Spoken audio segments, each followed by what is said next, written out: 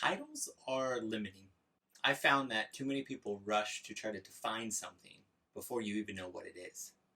And when it comes with online ministry, online church, hashtag church online, the title of your pastor or your director, whoever's overseeing it, I don't think really matters too much up front because it's something you're trying to make sense of. And sometimes you need to wade into the mess before you can kind of get a 30,000 square foot view and say, oh, this is what we need to do. And so early on, depending if you get a title thrown onto you or you come up with a title, don't worry about it. Don't stress about what you're called or that word doesn't make sense. Focus in on what you need to do and focus on gaining success early on and defining it and getting some wins, getting some stories. Because once you do that, your leadership or your team will start to go, oh, you kind of know what you're doing, and you'll have the chance to reshape it.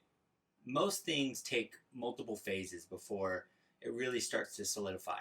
Something Peter Drucker says that it's an example that it's a visual that stays with me. It's this idea that nobody has the same skeleton structure when they're a baby versus an adult, and you're always shedding bone essentially because you're always being restructured.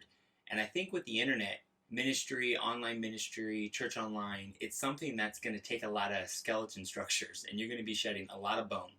And the thing that kind of defined the internet in the early phases and how Facebook and MySpace and platforms like that, MySpace, redefined it, there's going to be another wave. And so don't get too wrapped up in what you're called.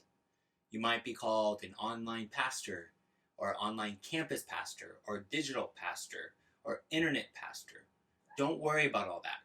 Focus in on what you're trying to do.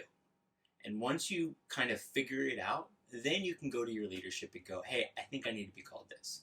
Because once you start using words like campus, you're going to have to fit into a box of what a campus looks like at your church or a church location. And you don't want the big thing like the internet to have to be lumped into what all your other church locations look like. And if you use a word like digital, it might be too broad because that encompasses your website, your social media. And really as the online pastor, you need to be focusing in on moving watchers into community, meaning either into a community at your church, into a partner church, or maybe even start a house church. And so focus on the assimilation process, not on where it starts, which is online. So don't get too wrapped up early on in what you're called, but focus on what you can do, and you can always rename yourself.